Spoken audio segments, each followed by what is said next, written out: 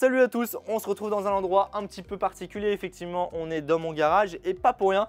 Oui, puisque aujourd'hui, on teste les tout nouveaux filtres de chez K9 Concept, la nouvelle gamme Pro. K9 Concept, c'est une marque avec qui je travaille beaucoup. Ils proposent toutes sortes d'accessoires pour caméra et notamment des filtres.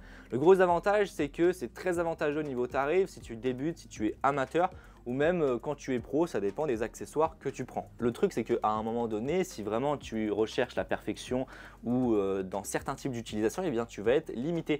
Pourquoi? Parce que il ne faut pas oublier que les filtres, eh bien c'est comme si c'était un objectif que tu mettais sur ta caméra. Voilà, la qualité du verre compte énormément puisque ça peut dégrader ton image.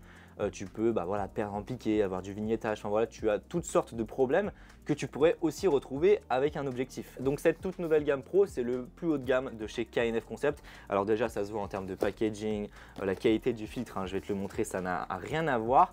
Et c'est sûr que aussi au niveau du tarif, ça n'a rien à voir puisque c'est le double par rapport à l'entrée de gamme, moyenne gamme de chez K9 Concept. Et donc voilà, le but de cette vidéo, c'est que je te montre la différence entre un filtre ND variable entrée de gamme et entre guillemets haut de gamme. Bien sûr, pour ce test, j'ai pris plusieurs marques du K9 Concept et puis j'ai ici un filtre de chez Gob.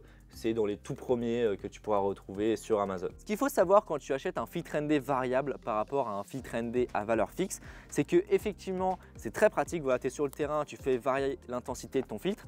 Le problème, c'est qu'avec un variable, tu seras beaucoup plus sujet à avoir des défauts optiques et ça, peu importe la marque. Le variable apporte généralement du vignettage qui sera plus ou moins prononcé en fonction de la marque. Tu vas aussi probablement perdre en piqué, alors ça tu ne le verras pas comme ça, mais quand tu vas cropper dans ton image, et c'est ce que l'on va voir aujourd'hui avec le cas de la soudure, eh bien ça se remarque beaucoup cette perte de piqué entre un filtre ND entre guillemets bas de gamme et haut de gamme. Et puis aussi, alors ça c'est surtout quand tu achètes des trucs vraiment pas chers, eh bien il est possible que tu retrouves un effet de croix, c'est-à-dire qu'on va voir les mailles, le quadrillage du filtre ND. Je ne sais pas exactement comment ça s'appelle, mais voilà, tu vas avoir une espèce de croix à ton image. Alors voilà à quoi il ressemble ce nouveau filtre de chez K9 Concept. Alors comme tu peux le voir en termes de finition, c'est vraiment très propre. On a deux petits ergots comme ça en métal couleur or, donc ça c'est vraiment très beau et puis c'est surtout très pratique. Voilà, tu attrapes directement le petit ergot et puis ça te permet de faire varier le filtre. Franchement, en termes de qualité de fabrication, quand tu le prends dans les mains, eh bien, ça respire vraiment la qualité. On va avoir pas mal d'écriteaux directement tout autour du filtre, directement avec le nombre de stops. Alors ici on est sur un filtre 5 stops, donc ND232. Ce qui est quand même à noter, c'est que voilà, ce filtre il est fourni dans cette petite pochette comme ça, très propre. Et tous les filtres de la gamme Pro sont fournis voilà, dans des petites pochettes comme ça en cuir. Donc ça c'est très pratique. Ça te permet de stocker et transporter ton filtre.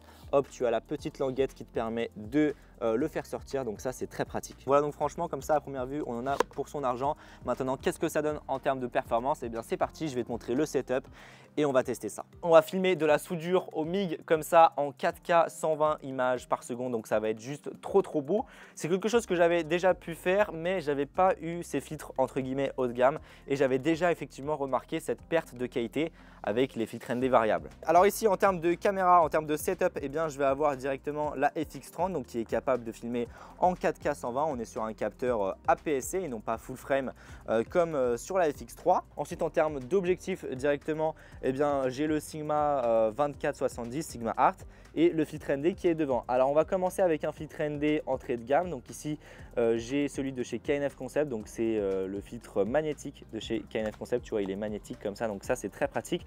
On va commencer avec celui-là et puis après on va comparer les uns aux autres. Et juste au-dessus, j'ai mon moniteur, voilà, le Blackmagic Video Assist 12G. J'ai quand même pris une aputure 60X, donc tu vois, j'ai mis le bol directement pour concentrer la lumière au centre juste là. Et puis voilà, c'est à peu près tout, j'ai pas besoin de plus. Bien évidemment, on se met en focus manuel et puis sur ce, c'est parti. Je vais changer les filtres ND à chaque prise et puis on va voir le résultat final.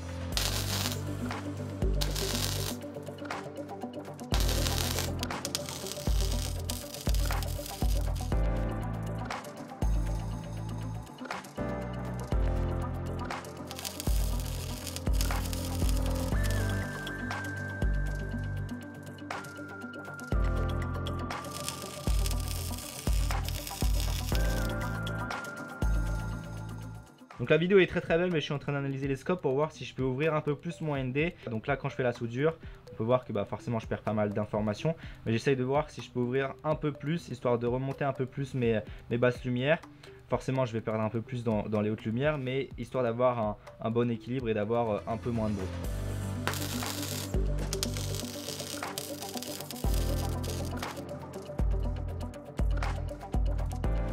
Tu vois, donc c'est un équilibre à bien trouver, puisque là j'ai ouvert un peu plus mon ND, donc on peut voir que mes basses lumières sont plus hautes, mais effectivement je perds plus d'informations dans mes hautes lumières, et ça voilà, c'est un compromis à faire. Voilà, donc faut savoir si est-ce que je préfère avoir toutes les étincelles bien exposées, ou si je préfère avoir directement la soudure à l'arc pendant que ça soude. J'ai terminé tous les plans que j'avais envie de faire avec les filtres ND, et là je vais passer sur un plan que j'avais envie d'essayer juste pour le kiff, puisque voilà, j'ai le Laowa 24 mm propre, que j'ai déjà présenté sur la chaîne, et j'avais envie de voir ce que ça pourrait donner justement avec de la soudure.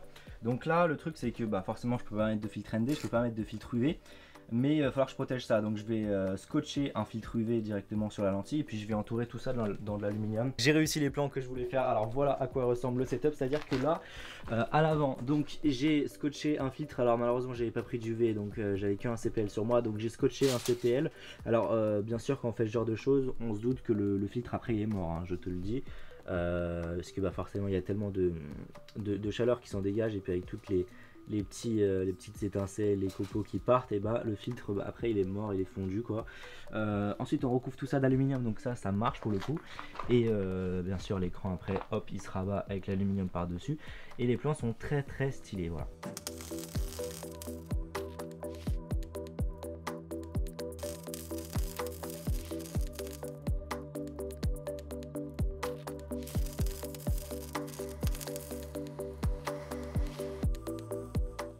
Alors, quels sont les résultats de ce test? Eh bien écoute, à ma grande surprise, c'est plutôt flagrant, et même sans cropper dans l'image.